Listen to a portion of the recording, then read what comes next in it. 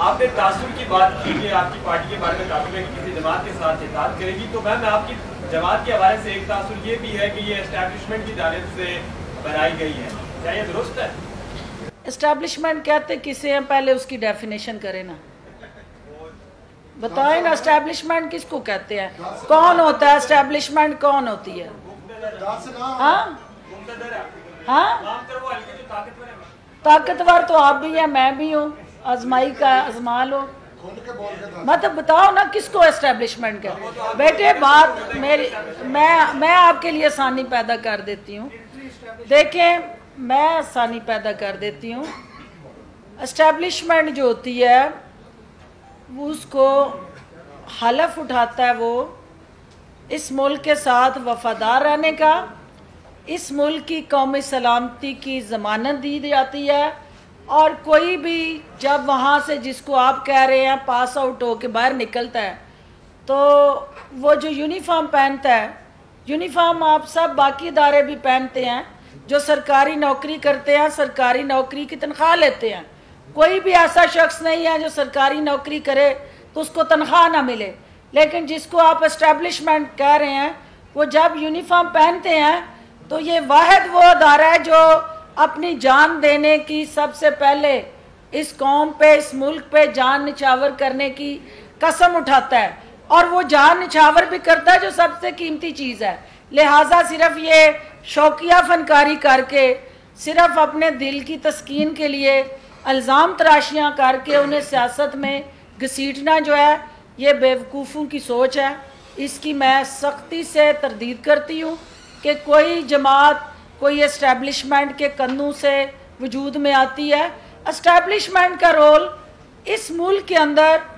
آپ کے پیارے پاکستان کے نظریاتی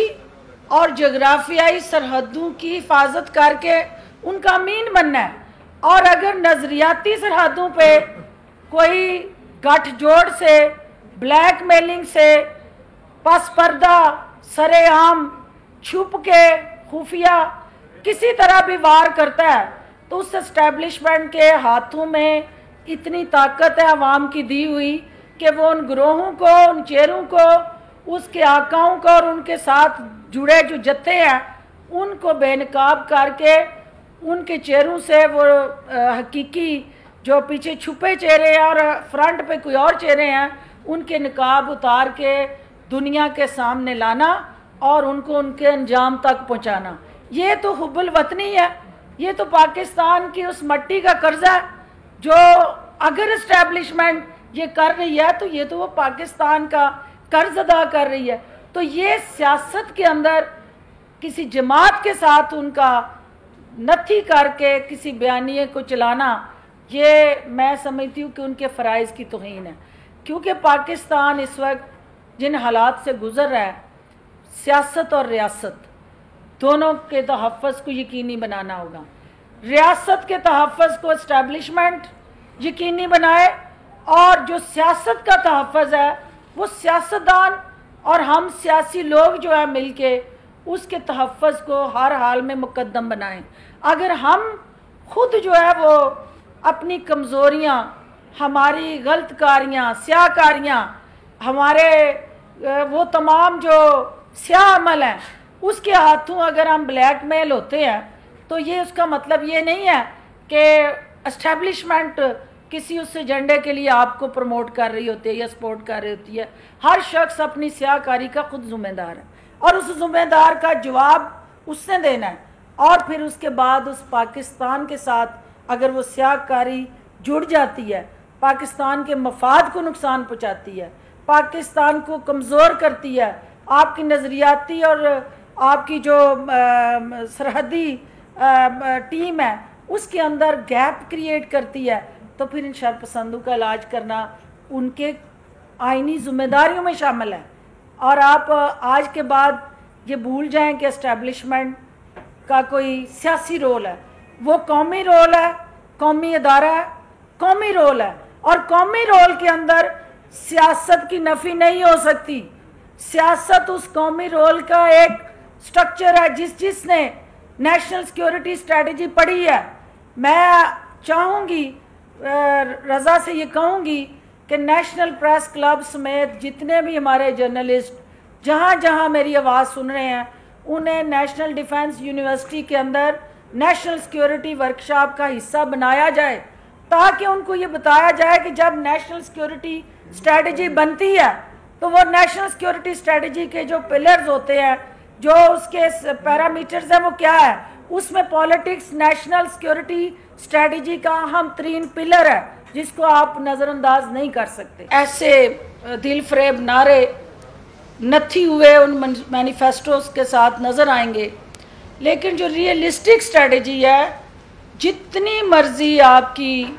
कंप्रीहेंसिव, ल्यूक्रेटिव, अट्रैक्टिव पॉलिसी बन जाए, जब तक उस पॉलिसी के साथ आपकी इम्प्लीमेंटेशन स्ट्रेटजी नहीं होती, उस पॉलिसी का निचली सतह पे कोई तासुर या कोई किसी किस्म का रिज़ल्ट देखने को नहीं मिलता। और यही वजह है कि 76 साल से पाकिस्तान में हमने एक दूसरे के गिरेबान पकड़ने की सियासत की, हमने टकराव और तसादम की सियासत की। IPP ये चाहती है, इस्तेकाम पाकिस्तान पार्टी, कि हम मुत्तहिदा पाकिस्तान को आगे लेके चलें, और वो मुत्तहिदा पाकिस्तान जो हमारे नौजवान हैं उनको आपने टारगेट देना है, और वो बारूद से भरे हमारे मिसाइल जो हैं, कोई उसमें स्किड मिसाइल है, कोई हमारा गौरी मिसाइल है, कोई हमारा, वो किस तरह से अपने टारगेट पे चलेंगे। वो 3 पैरामीटर्स जो सबसे इम्पॉर्टेंट है हमारे, वो उन नौजवानों के लिए क्वालिटी एजुकेशन की बात तो हम करते हैं, लेकिन क्वालिटी एजुकेशन जो दौरे हाज़र के जदीद तकाज़ों के मुताबिक हो, और जो डिजिटल पाकिस्तान, इस वक्त दुनिया जो है वो डिजिटल मार्केट का रूप धार चुकी है, तो डिजिटल पाकिस्तान के साथ जुड़ा जो उस नौजवान का IT से रिलेटेड ओरिएंटेशन है, कैपेसिटी बिल्डिंग है, उसको वो तमाम एक्सपोजर देना। और अपने हमसाया ममालिक के साथ जब हम कंपेयर करते हैं और उनकी एक्सपोर्ट्स को देखते हैं, तो उसमें IT जो है वो टॉप पे हमें नज़र आती है कि इंटरनेशनली उनकी जो ह्यूमन रिसोर्स इन्वेस्टमेंट है, हम देखें इन्वेस्टमेंट करते हैं पुलों पे, अपनी सड़कों पे, अपने नालों पे, अपनी बड़ी बड़ी हाउसिंग सोसाइटीज़ पे, बड़े बड़े कंक्रीट स्ट्रक्चर पे। IPP ये चाहती है कि हमारा मुस्तकबिल जो है वो हमारा वो नौजवान है, और उस ह्यूमन रिसोर्स पे हम इन्वेस्टमेंट करेंगे, और हमारी वो ह्यूमन रिसोर्स डेवलपमेंट जो है वो क्वालिटी एजुकेशन के ज़रिए दुनिया में अपने आप को एम्पावर करेगी।